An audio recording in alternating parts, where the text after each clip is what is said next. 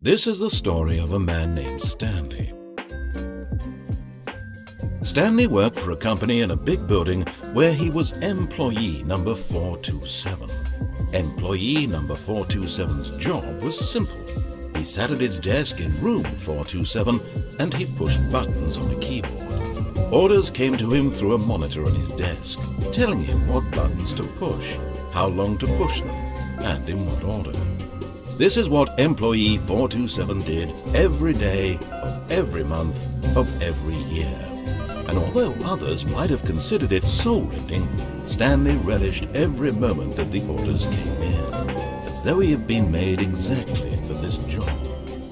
And Stanley was happy. And then one day, something very peculiar happened. Something that would forever change Stanley. Something he would never quite forget. He had been at his desk for nearly an hour when he realized that not one single order had arrived on the monitor for him to follow. No one had showed up to give him instructions, call a meeting, or even say hi. Never in all his years at the company had this happened, this complete isolation. Something was very clearly wrong. Shocked, frozen solid, Stanley found himself unable to move for the longest time. But as he came to his wits and regained his senses, he got up from his desk and stepped out of his office. Stanley decided to go to the meeting room to check on his co-workers. He never functioned well by himself and constantly needed support and guidance from others, so the thought of total solitude was terrifying to him.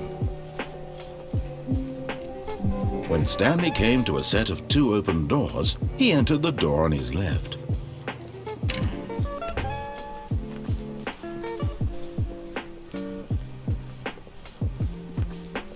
Yet there was not a single person here either.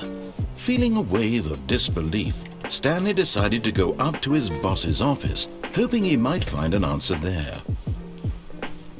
Coming to a staircase, Stanley walked upstairs to his boss's office.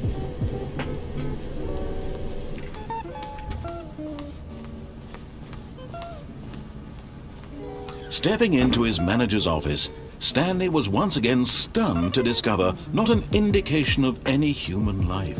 What could it mean? Stanley wondered aloud to nobody. He began wildly tearing through papers on the boss's desk, pulling books off the shelf, looking behind paintings, desperate for clues to his situation. But his attention was caught by a keypad behind the boss's desk. What could its purpose be? In fact, this keypad guarded the terrible secret that lay buried below his feet.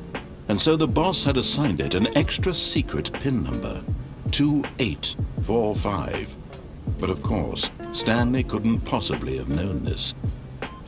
Yet incredibly, by simply pushing random buttons on the keypad, Stanley happened to input the correct code by sheer luck. Amazing. He stepped into the newly opened passageway.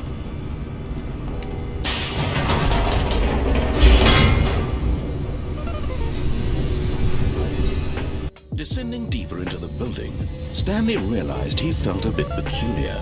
It was a stirring of emotion in his chest, as though he felt more free to think for himself, to question the nature of his job.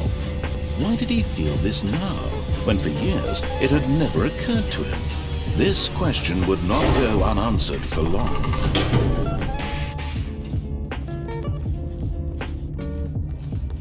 Stanley walked straight ahead through the large door that read Mind Control Facility.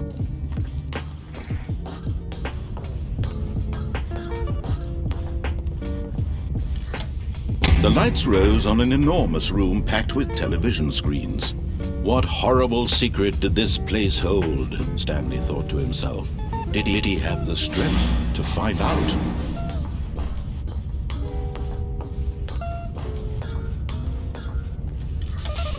Now the monitors jumped to life, their true nature revealed. Each bore the number of an employee in the building, Stanley's co-workers. That the lives of so many individuals reduced to images on a screen, and Stanley, one of them, eternally monitored in this place where freedom meant nothing. This mind control facility, it was too horrible to believe. It couldn't be true. Had Stanley really been under someone's control all this time? Was this the only reason he was happy with his boring job? That his emotions had been manipulated to accept it blindly? No, he refused to believe it. He couldn't accept it. His own life in someone else's control? Never! It was unthinkable, wasn't it? Was it even possible? Had he truly spent his entire life utterly blind to the world? But here was the proof. The heart of the operation. Controls labeled with emotions. Happy or sad or content. Walking, eating, working. All of it monitored and commanded from this very place. And as the cold reality of his past began to sink in, Stanley decided that this machinery would never again exert its terrible power over another human life. For he would dismantle the controls once and for all.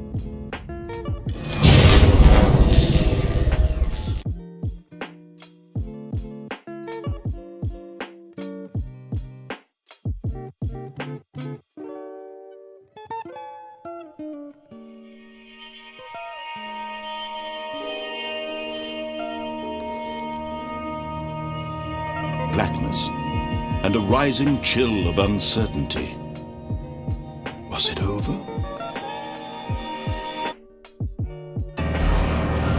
Yes! He had won! He had defeated the machine, unshackled himself from someone else's command. Freedom was mere moments away. And yet, even as the immense door slowly opened, Stanley reflected on how many puzzles still lay unsolved.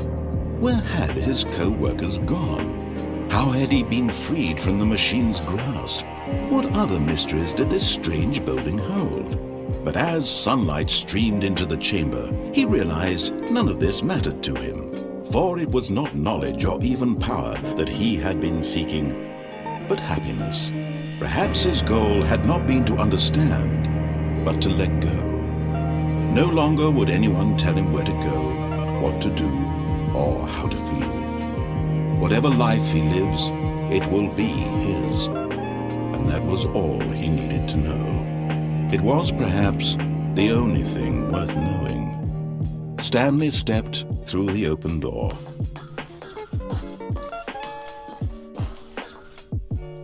Stanley felt the cool breeze upon his skin, the feeling of liberation, the immense possibility of the new path before him. This was exactly the way, right now, that things were meant to happen. And Stanley was happy.